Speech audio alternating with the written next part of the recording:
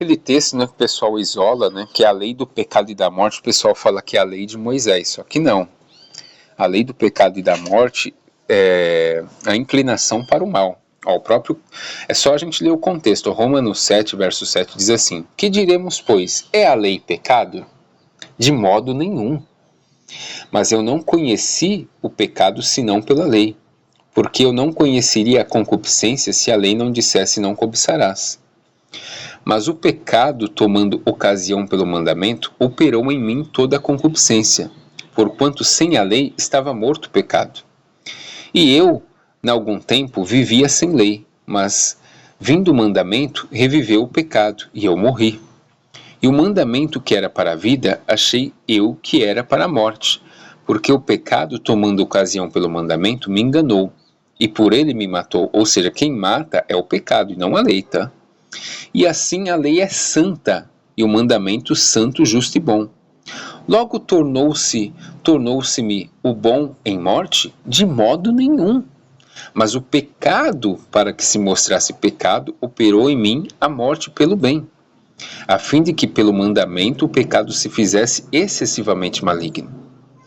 Porque bem sabemos que a lei é espiritual, a lei é espiritual, mas eu sou carnal, vendido sob o pecado.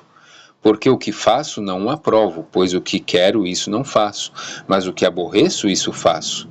E se faço o que não quero, consinto com a lei que é boa. De maneira que agora já não sou eu que faço isto, mas o pecado que habita em mim. Porque eu sei que em mim, isto é, na minha carne, não habita bem algum, e com efeito o querer está em mim, mas não consigo realizar o bem, porque não faço o bem que quero, mas o mal que não quero, esse faço. Ora, se eu faço o que não quero, já não faço eu, mas o pecado que habita em mim. Acho então esta lei em mim, que quando quero fazer o bem, o mal está comigo.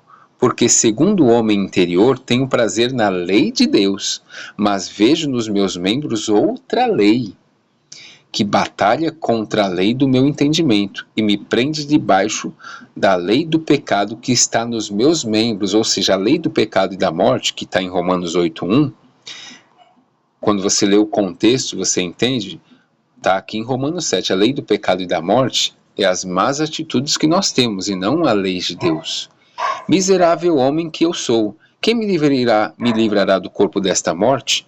Dou graças a Deus por Jesus Cristo, nosso Senhor, assim que eu mesmo, com o entendimento, sirvo a lei de Deus, mas com a carne da lei do pecado. Ou seja, aqui é um contraste da luta entre a carne e o espírito, tá, pessoal? Paulo provavelmente se refere à lei do pecado e da morte, que é a lei carnal, quando a pessoa sabe que é errado, mas não resiste, e essa que gera a morte. E aqui, versos 57 e 58, né?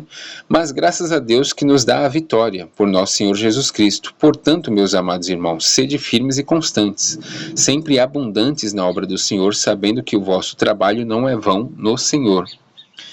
Pessoal, aqui eu encerro, tá, o estudo sobre ressurreição. Creio que ficou muito claro, né, que a ressurreição, ela é literal. Esse corpo aqui, ele vai ser ressurreto, porém, ele é um corpo espiritual no sentido de que seja superior, de corruptível passa a ser incorruptível. É isso que os escritores ensinam, independente se você acredita ou não. Não é uma questão de crença ou descrença, é uma questão de interpretação de texto. Então sim, o pessoal acreditava em ressurreição literal. Isso é inegável, tanto nos textos bíblicos, quanto na própria cultura judaico-cristã. E aquilo que eu falo, o preterismo completo não tem base nenhuma histórica, nem interna, nem externa. Você nunca vai ver um preterista mostrando algum documento falando que tudo aconteceu, que a ressurreição aconteceu. Nunca. Então, assim, quem quiser ficar nessa ideia, fica. Mas, assim, a sua interpretação de texto vai ser péssima. Você nunca vai contextualizar nada, porque você sempre vai precisar isolar versículo para defender aquilo que você acredita. Porém, você nunca vai ter o prazer de fazer um estudo como esse. Trazer o texto, ler, explicar, mostrar comprovação histórica do pensamento da época. Vocês não vão ter esses documentos, gente. Como a gente falou de princípio. Isso só surgiu no século XIX, tá? Ressurreição, quando os escritores falam de ressurreição na Bíblia, estão falando da ressurreição deste corpo. E o corpo espiritual não é um Gasparzinho, é no sentido de superioridade. Algo que é corruptível de carne e sangue vai ser um corpo incorruptível. É a mesma coisa, não é porque é carne e sangue que vai ser um corpo invisível.